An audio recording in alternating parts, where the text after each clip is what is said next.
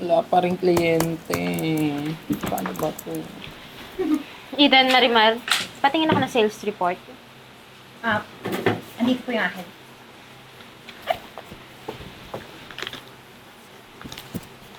Ano to, Marimar? Ma'am, Halos wala kang benta ngayong buwan. ma'am, pasensya na po. Ginawa ko naman po yung best ko, mami. Pero wala po talaga eh. Yan na yung best mo? Sorry, pero hindi ako makakita ng best sa ginagawa mo. Bakit hindi gayahin mo tong si Eden? Ang dami niyang benta. Sayang naman yung pinapasahod ko sa'yo kung ganyan lagi yung performance mo. Ma'am, hayaan niyo po. Promise po. Babawi po ako, ma'am. Siguraduhin mo lang. Yes po. O sige na, may ko na kayo. Sige, ma'am. See you later.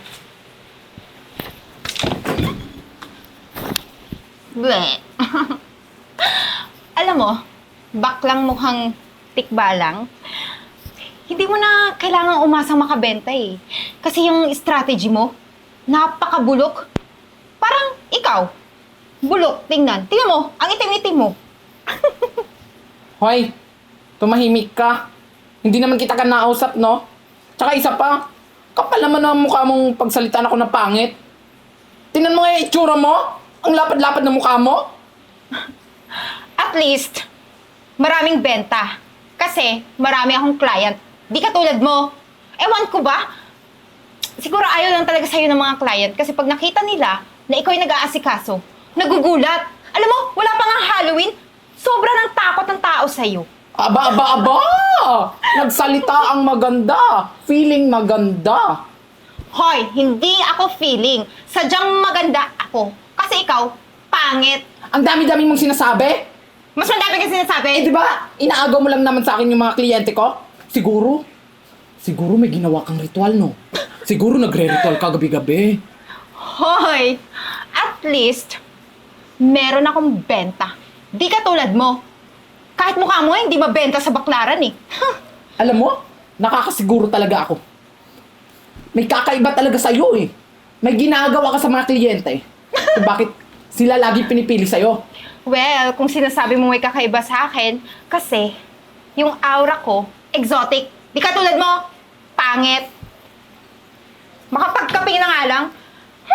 Sana yung kape ko di kasing itim ng mukha mo. Dami sinasabi. Wala namang dibdib. Ah, ganun po ba, ma'am? Hindi nyo na po kukunin yung unit? Naku, ma'am, sayang naman. Ang ganda pa naman ng offer ko. Ganun po ba? Sige po.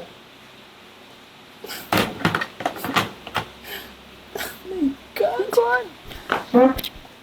Ay, sir! Bumalik ka! Ano, sir? Kukunin nyo na po ba yung unit? Hindi. May hinahanap kasi ako si Miss Eden. Si Miss Eden? Mm. Yung Impacta, sir?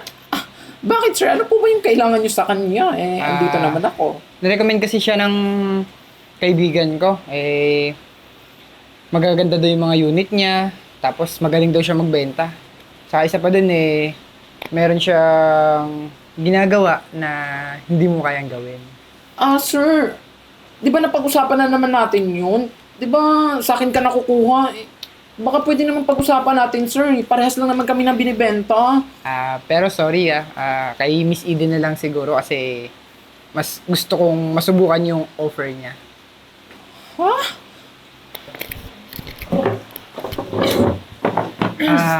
Ikaw ba si Miss Eden? Yes.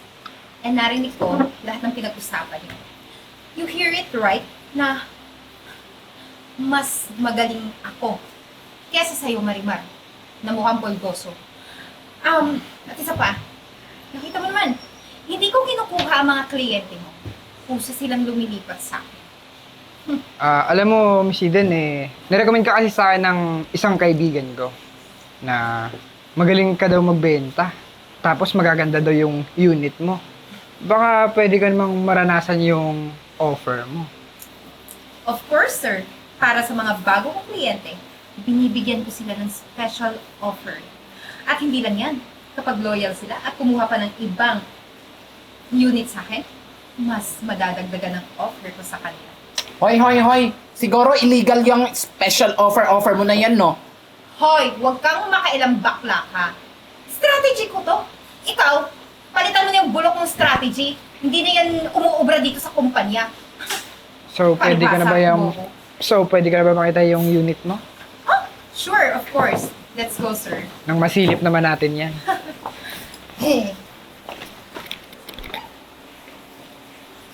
Special offer na pinagsasabi ng babaitang yon. Hi, sir. Ma'am, nandiyan po ba si Ma'am Eden? Si Eden? Ayun po. May naasikaso pa pong kliyente. May problema kasi. Bakit po? Kukuha po ba kayo ng unit?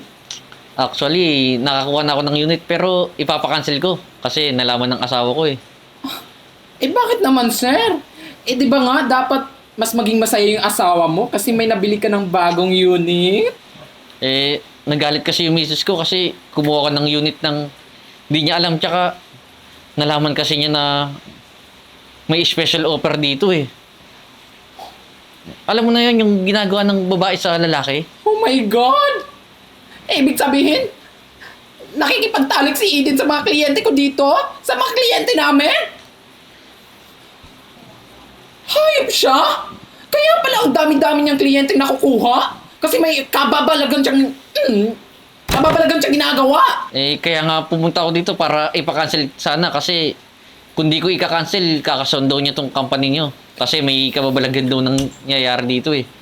Kaya naman pala nakapagtataka na kahit bulok na nga yung pagmumukha niya, ang dami niya pa rin kliyente nakukuha.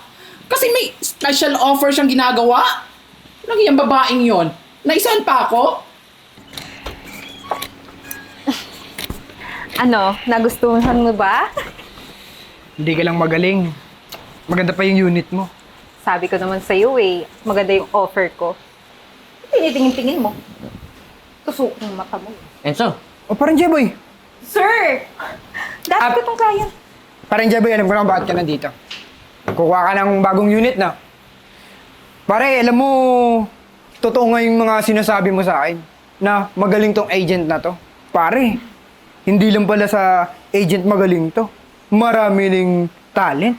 Magaling sumayaw, magaling pa kumanta. Pare, akala mo nga, roller coaster eh. Ano, sir? Kukuha ka ulit ng unit sa akin? di ako pumunta dito para kumuha ng unit. Teka lang pare, bakit naman? Inabot ko nga yung heaven. Nandito ako para ipakancel sana yung kukunin ko sanang unit sa'yo. Pare, kung ako sa'yo, magpagamot ka na hanggat maaga pa. Anong pagabot pare? Ano magsasabi mo? Pare, nadali ako eh. Pare, ano yung ibig sabihin? Pare, alam mo na yun. Sakit eh. Langya ka lang ko swerte na. Malas ka pala. Pati ako dinamay mo pa. Sir, baka nagsisinungaling yan. Baka naman ibang babae yung ginamit mo, no? Uy, babae, kaibigan ko yan oh. Magkasabi ng totoo sa akin yan. Tsaka ikaw lang ang pumatong sa akin. Hindi yung asawa mo? Baka naman yung asawa mo. May ibang pumatong. Asawa ko malinis. How sure you are? Alam mo, ikaw na babae ka, magpagamot ka na bago ka pa makaawa sa iba. Dami mo na yatang naloko eh. Alam mo, hindi ko nakukunin yung unit na kinukuha ko sa'yo. Kaka-cancel ko na yun. Sir, wag! Huwag mo i-cancel. Tsaka huwag ka naman niwala dyan sa lalaking yan. Ano ka ba? Tignan mo yung mukha o hindi ka panipaniwala. Hindi ka panipaniwala. Mas lalo ka na hindi ka panipaniwala. Akala ko, heaven. Sir naman, sige na. Ano ba? Another offer? Offer mo mukha mo. Papadoktor na ako. Sir, bili ka na lang ng buko, ha? Well. Huli ka na? Kaya naman pala, napupunta sa'yo yung mga kliyente ko dahil may milagro kang ginagawa. Hoy! Hindi milagro ang ginagawa ko. Diskarte ang tawag doon. Ikaw wala ka lang, di ba? Bakit, ha? Matinong diskarte ba yan? Ipapagamit mo yung katawan mo kahit kanino? Bakit? At least, yung company, kumikita din. Hindi ka tulad mo. Nakakasuka ka at nakakadiri ka. Talaga? Ganun, ha? Hey!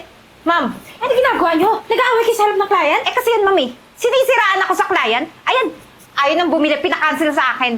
Aba, binabalikan mo pa talaga yung nangyari, ha? Bakit? Totoo naman ah! Ma'am, para sabihin ko sa inyo, kaya lang naman po maraming kliyente yan si Eden dahil may illegal siyang ginagawa dito sa company natin. Ay, ma'am, huwag kang maniwala. Diskarte ang ginagawa ko, ma'am. Kaya ikaw, huwag kang maniniwala sa baklang yan. Ma'am, eto na nga, ma'am, oh. Wait lang. Anong illegal ang ginagawa ni Eden? Hay naku, ma'am. Nakakadiring illegal. Eto, ma'am, oh.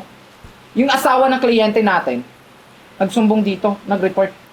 Kasi nalaman ng asawa niya yung pinagagawa nilang dalawa ni Eden. At alam mo ba, ma'am, nakakasuhan daw tong company natin. What? Sir, ano po bang nagawa ni Miss Eden para kasuhan yung company namin? Eh ma'am, si Eden kasi may sakit. At nalaman ng asawa ko na may nangyari sa amin. Ano nangyari sa inyo? Eden, ano to? Ha? Eh, ma'am, tignan mo naman. Kumikita ng malaking company nyo dahil sa akin, di ba? Eh, tumutulong lang ako. Ayaw nyo ba yun? Yun naman gusto nyo, di ba? At ma'am, teka lang. Kapag hindi kinancel yung kukunin kong unit, kakasuhan daw niya tong company nyo. Huwag kayo mag-alala, sir. Ipapakancel ko yung unit na kinuha nyo at sabihin nyo sa asawa nyo, ako na bahala magkaso kay Eden. Ma'am, pwede naman natin ito pag-usapan. Pag-usapan? Na ano? Ha? Kung paano ka bumukha ka sa mga kliyente mo? Alam mo, hindi ka dapat dito nagtatrabaho eh. Ang dapat sa'yo, sa bar. Total, bayaran ka. Ah, ganun. Bayaran ako. O sige, aalis na ako dito. Pero pag sisisihan nyo to, kasi ako lang naman yung may pinakamalaking sales sa company ito. O sige, sabihin mo yan sa mga kapwa mo preso sa kulungan. Manda ka, hintayin mo yung kaso mo. Makakalis ka na.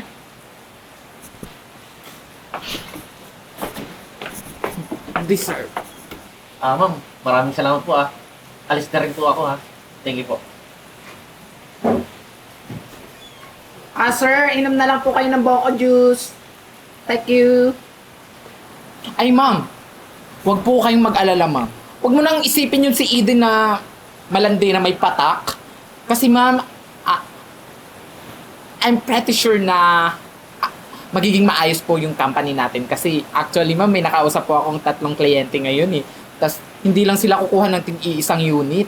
Tig-3 pa. Panigurado, ma'am. Magiging mataas yung sales natin. Naku, Marimar Anong in-offer mo naman dyan sa mga kliyente mo? Ay, mama, kahit na maganda ako, hindi ako nag-o-offer ng katawan ko. Hindi kagaya nung babaitang yun. Siyempre, ma'am, inaasikaso ko sila ng maayos, tapos ini-entertain, nilalatag ko ng maayos yung mga binibenta natin. Okay.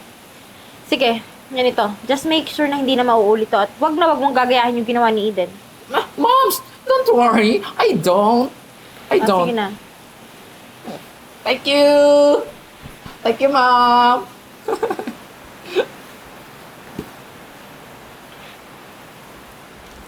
Oy, halika na, tapos na. Sige. Hindi ka na. Okay.